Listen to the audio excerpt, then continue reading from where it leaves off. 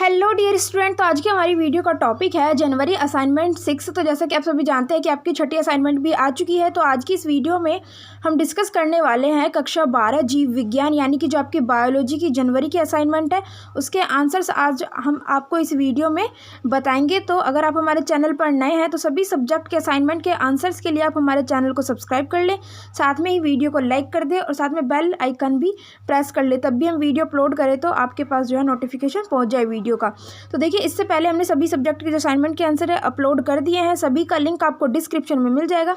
साथ में हम बताएंगे अगर आपको असाइनमेंट के पीडीएफ डाउनलोड करने हैं तो वो आप कैसे जो है हमारे असाइनमेंट के पीडीएफ डाउनलोड कर सकते हैं। तो देखिए, पहले हम क्वेश्चन से देख लेते हैं क्योंकि ये क्वेश्चन बहुत ज़्यादा इंपॉर्टेंट है, ये आपके एग्जाम में भी आ सकते हैं। जैसे कि आपको पता है कि आपके मार्च में एग्जाम होने वाले हैं, तो सभी क्वेश्चंस को आपको समझ के अच्छे से करना है। इसलिए हम इस वीडियो में जो है सभी के आंसर्स एकदम राइट बताएंगे और साथ में एक्सप्लेन भी करेंगे क्वेश्चन। तो देखिए, पहला क्वेश्चन आपका, अम्ल वर्षा क्या है? मनुष्य पर पड़ने वाली 3 प्रभावों को लिखिए। अम्ल वर्षा के प्रभावों को लिखना है, ठीक है। तो देखिए, सबसे पहले इसमें पूछा है अम्ल वर्षा क्या है, तो इसमें अम्ल वर्षा हेडिंग डाल के हम इसका मीनिंग लिख देंगे, ठीक है। उसके बाद अम्ल वर्षा के मनुष्य पर प्रभाव क्या है? तो देखिए, अम्ल वर्षा के जो मनुष्य पर प्रभाव, तो ये 4 नंबर का क्वेश्चन है।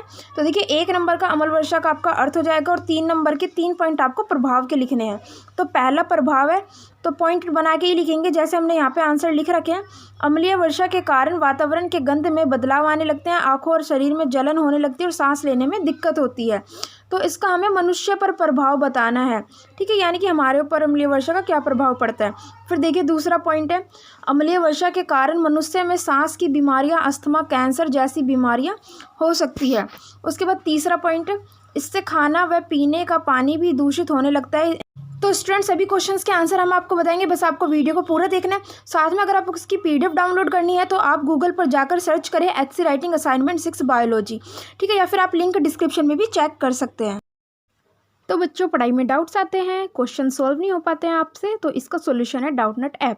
जिस भी क्वेश्चन में आपको डाउट है उसकी आपको फ़ोटो खींचनी है, उसे क्रॉप करना है और उसका 5 सेकंड के अंदर आपको वीडियो सॉल्यूशन मिल जाएगा।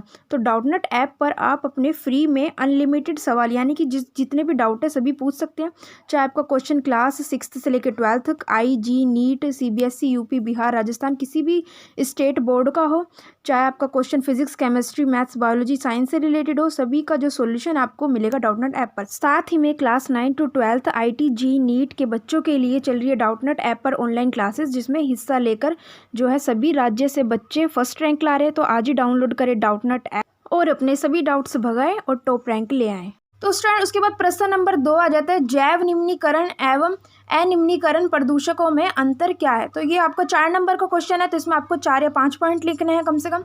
तो देखिए, जब भी डिफरेंस आता है तो ऐसे ही लाइन खींच के आपको लिखना है और पॉइंट बना के लिखना है। तो एक तरफ आप लिख देंगे जैव निम्नीकरण प्रदूषक और दूसरी तरफ जैव अनिम्नीकरण प्रदूषक, तो इसका पॉइंट लिखेंगे।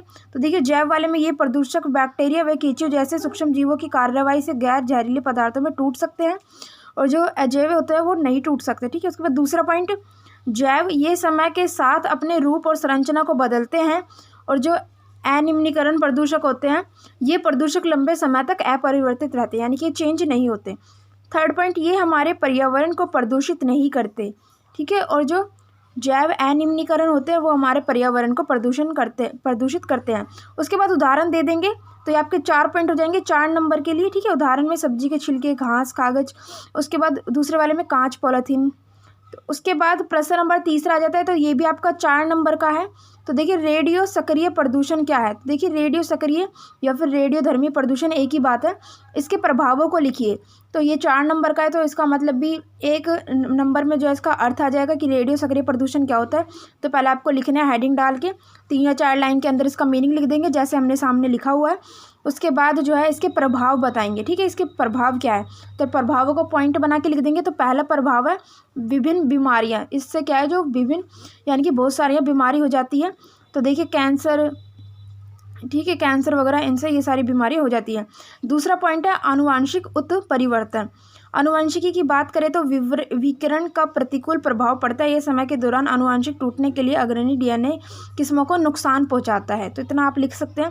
उसके बाद यहाँ ये चौथा पॉइंट, ये तीसरा पॉइंट है, ठीक है, 3 पॉइंट बताए हैं। क्योंकि 4 नंबर का क्वेश्चन है। 1 नंबर में रेडियो सक्रिय का आपका अर्थ हो जाएगा और 3 पॉइंट आप ये लिख सकते हैं। तो तीसरा पॉइंट है कोशिका का विनाश, तो आप तीसरा पॉइंट डाल के कोशिका का विनाश लिख देंगे। उसके बाद देखिए प्रश्न नंबर 4, ये भी 4 नंबर का है। जैव विविधता क्या है? जैव विविधता के कोई 3 लाभ लिखिए। तो देखिए जैव विविधता क्या है?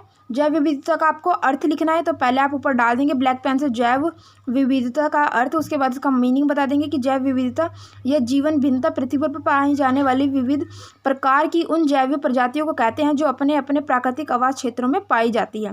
तो यहाँ पे जो है उदाहरण भी दिए गए हैं, पेड़ पौधे, सूक्ष्म जीव आदि। अब इसके हमें लाभ लिखने हैं। कितने लाभ पूछे? 3 लाभ, तो हम 3 पॉइंट लिख देंगे।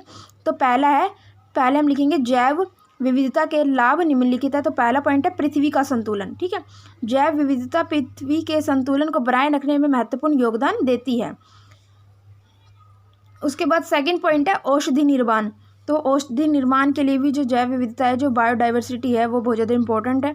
आप सभी जानते होंगे कि औषधियाँ बनाने के लिए बहुत से पेड़ पौधे और जीव जंतुओं का इस्तेमाल किया जाता है, इसलिए यह जैव विविधता हमारे औषधि निर्माण के लिए भी महत्वपूर्ण है। तो इसके हमें लाभ बताना है। तीसरा है पृथ्वी की सुंदरता।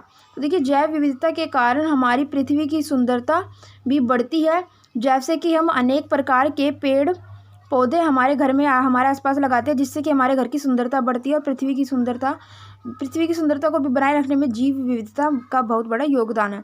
उसके बाद प्रश्न नंबर 5 में आपको 2 पॉइंट दिए गए हैं, जिन्हें आपको 2-2 नंबर के हिसाब से जो है एक्सप्लेन करना है। तो पहला है पवित्र उपवन। तो आपके असाइनमेंट में वो पवित्र स्थल दे रखा था, तो वो स्थल गलती से हो गया होगा प्रिंट, तो वो है पवित्र उपवन।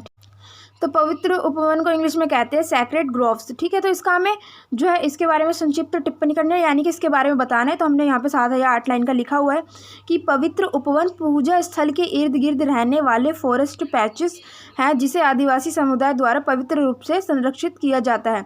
ये भारत के विभिन्न भागों में पाए जाते हैं, जैसे कर्नाटक, महाराष्ट्र। तो 2 नंबर के लिए आप पूरा पैराग्राफ लिख देंगे। उसके बाद दूसरा पॉइंट जो पूछा गया है वो है जैवमंडल रिजर्व। तो जैवमंडल रिजर्व किसे कहते हैं? तो इसको भी आपको 2 नंबर के हिसाब से लिखना है। तो देखिए आपके सामने लिखा हुआ है, आप इसे 2 नंबर के हिसाब से लिख सकते हैं। जैवमंडल रिजर्व यानी कि बायोस्फीयर रिजर्व किसे कहते हैं? यह संरक्षित क्षेत्र की एक विशेष श्रेणी है, जहाँ मानव आबादी भी वन्यजीव संरक्षण व्यवस्था का हिस्सा होती है। यह आमतौर पर 5000 वर्ग किलोमीटर से अधिक बड़े संरक्षण क्षेत्र होते हैं। बायोस्फीयर रिजर्व में 3 भाग होते हैं, कोर, बफर और ट्रांजिशन जोन। तो स्टूडेंट ये थी हमारी बायोलॉजी असाइनमेंट के आंसर्स। अगर आपकी वीडियो अच्छी लगी तो वीडियो को लाइक करें, चैनल को सब्सक्राइब करें ऐसी ही और वीडियोस के लिए। और इसका पीडीएफ का लिंक आपको डिस्क्रिप्शन में या कमेंट सेक्शन में मिल जाएगा नीचे, या फिर आप गूगल पे जो है सर्च भी कर सकते हैं HC writing assignment 6 biology PDF, ठीक है। और सभी सब्जेक्ट के जो असाइनमेंट के आंसर हैं, हिंदी, इंग्लिश, केमिस्ट्री, फिजिक्स, सभी के आंसर जो है आपको डिस्क्रिप्शन में मिल जाएंगे। आप हमें कमेंट करके भी बता सकते हैं कि आपको किस सब्जेक्ट के असाइनमेंट के आंसर चाहिए। Thanks for watching.